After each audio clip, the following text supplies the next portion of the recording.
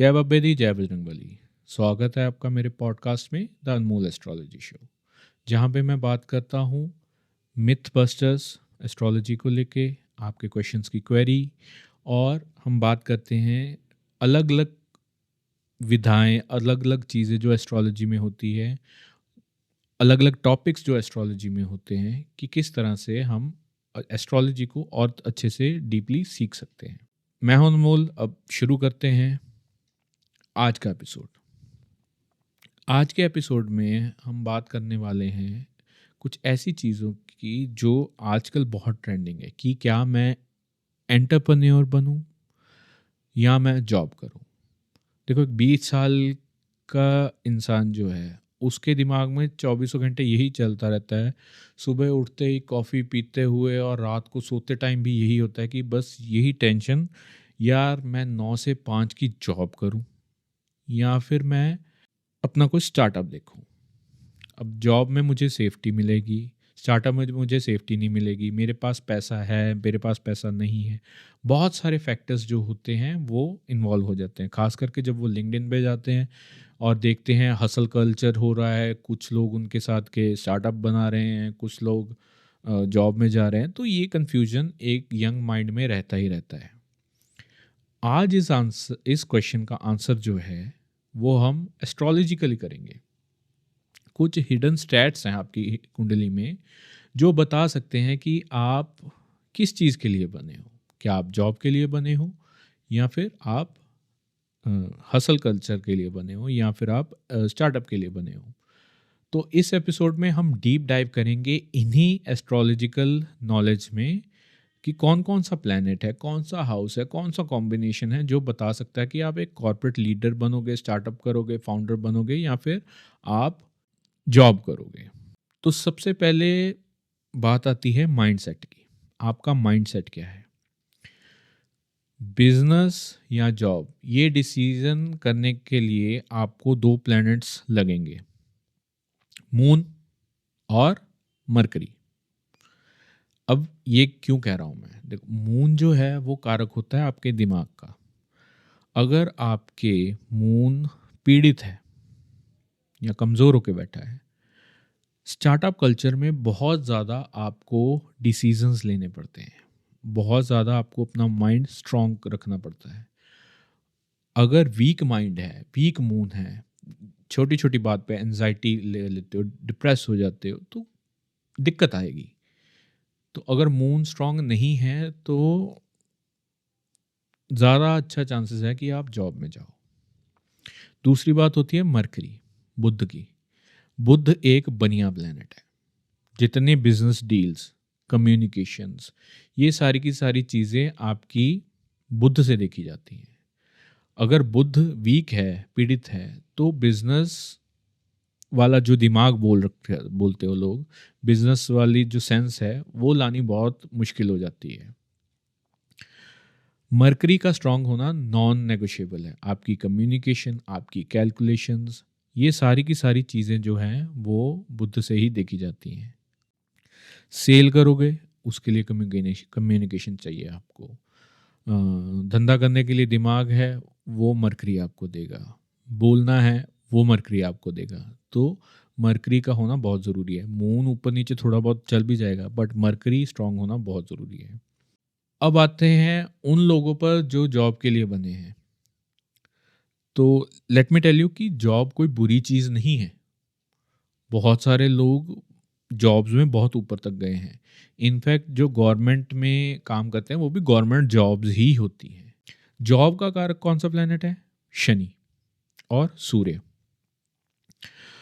Planet of service Shani represent क्या करता है? डिसिप्लिन, रूटीन और सर्विस। अगर आपका सैटर्न स्ट्रांग है, लिब्रा, कैप्रिकॉन या फिर एक्वेरियस में है, तो आपको रूटीन में रहना पसंद होगा। आप एक स्ट्रक्चरल इन्वायरमेंट चाहोगे अपने आसपास। चाहे आप धीरे धीरे ग्रो करो। ऐसे लोग कॉर्पोरेट लैडर में बहुत इजीली, बहुत अच्छे से, बहुत पेशेंस से क्लाइम कर सकते हैं। 10 साल 20 साल में इतनी अच्छी पोजीशन में होंगे कि आप उनको देख के बोलोगे कि यार ये बहुत अच्छी जॉब कर रहा है, इतने पैसे ले रहा है। और शनि सूर्य का कहीं कॉम्बिनेशन बैठ जाता है, तो ऐसे लोग गवर्नमेंट जॉब बहुत अच्छी करते हैं। नेक्स्ट होता है जॉब का घर, छठा हाउस, सातवां घर बिजनेस का। देखो, छठे हाउस को हम सर्विस या फिर डेली रूटीन करते हैं। अगर आपके 10th लॉर्ड जो कि करियर हाउस का मालिक है, कनेक्शन 6th हाउस में बैठ जाता है, तो ये क्लियर इंडिकेशन है कि आप किसी और के साथ काम करेंगे और उसमें आप सफल होंगे। इसका मतलब स्लेवरी नहीं है, इसका मतलब ये है कि आप एक प्रॉब्लम सॉल्वर हो। तीसरा, सन, अथॉरिटी अगर मतलब चाहिए किसी काम में, जैसे गवर्नमेंट जॉब में मैंने पहले भी बोला है, तो उसके लिए सन स्ट्रांग होना ज़रूरी है। सन की पोजीशन अच्छी होगी तो बहुत बार आप बहुत अच्छी जॉब कर सकते हो। ये याद रखना कि स्टार्टअप में शुरू में पावर नहीं होती है, सिर्फ स्ट्रगल होती है। तो आप अगर सन अच्छा है, आपको पहले ही पावर चाहिए होगी, तो ऐसे लोग गवर्नमेंट जॉब में जाएंगे तो ज़्यादा अच्छा रहेगा। अब बात आती है कि ऐसा कौन सा कॉम्बिनेशन है जो आपको रिस्क लेने में मदद करेगा। थर्ड हाउस जो होता है वो पराक्रम का भाव होता है, करेज का भाव होता है। अगर थर्ड हाउस पीड़ित है तो आप एफर्ट ही नहीं ले सकते। थर्ड हाउस आपका कम्युनिकेशन का भी होगा, आपकी मार्केटिंग का भी होगा। तो बिजनेस के लिए थर्ड हाउस का होना बहुत ज़्यादा ज़रूरी है। अगर ऐसे हाउसेस में आपको मैलेफिक प्लैनेट जैसे कि मार्स या राहु, जो हाई एनर्जी वाले प्लैनेट हैं, मिल जाते हैं, तो ये आपको रिस्क लेने देंगे। आप मार्केटिंग में बहुत अच्छे बन सकते हो, कोल्ड कॉलिंग कर सकते हो। आप सेफ फील करना पसंद नहीं करोगे। अगर second, third, sixth, 10th, 11th ये कहीं बनता हो, तो ऐसे लोग तो बिंदास बिजनेस में जाएं। अब बिजनेस का हाउस की बात करते हैं, 7th हाउस। बिजनेस पार्टनरशिप का भाव जो है वो 7th है। व्यापार का भाव भी 7th है, ट्रेड का भाव भी 7th है। अगर 10th का लॉर्ड जो है आपका, उसका कनेक्शन कहीं 7 में से बन जाए, तो ये बिजनेस योग होता है। आप पब्लिक डीलिंग करना पसंद करते हो, आप लोगों के साथ कनेक्शन बनाना पसंद करते हो। ये अगर राहु यहाँ पे आपको कनेक्ट करता है तो इनोवेटिव आइडियाज़ राहु देगा आपको। अगर राहु अच्छा है तो इनोवेटिव आइडियाज़ आपको मिलेंगे। आप 9 to 5 के जॉब में जा ही नहीं सकते, आप बार बार काम भी बदलोगे। इनिशिएशन लेने की आपकी टेंडेंसी बहुत ज़्यादा बढ़ जाती है इसमें।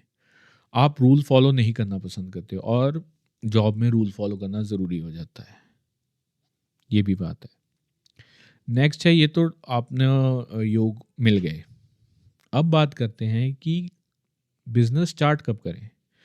इसके लिए तो आप चाहे नाड़ी से मुहूर्त निकालो, केपी से मुहूर्त निकालो, या फिर दशाएं देख के मुहूर्त निकालो।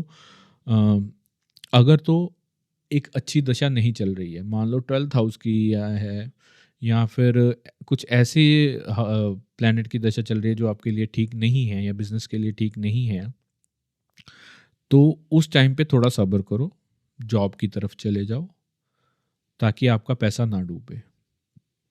5th house, 9th house, 7th house, 11th house, ऐसे हाउसेस की अगर दशा चल रही हो या कुछ ऐसी दशा चल रही हो जो न्यूट्रल दशा हो, वहाँ पे अगर आप स्टार्टअप करते हो तो काफ़ी हद तक चांसेस हैं कि आप सक्सेस पा सकते हो।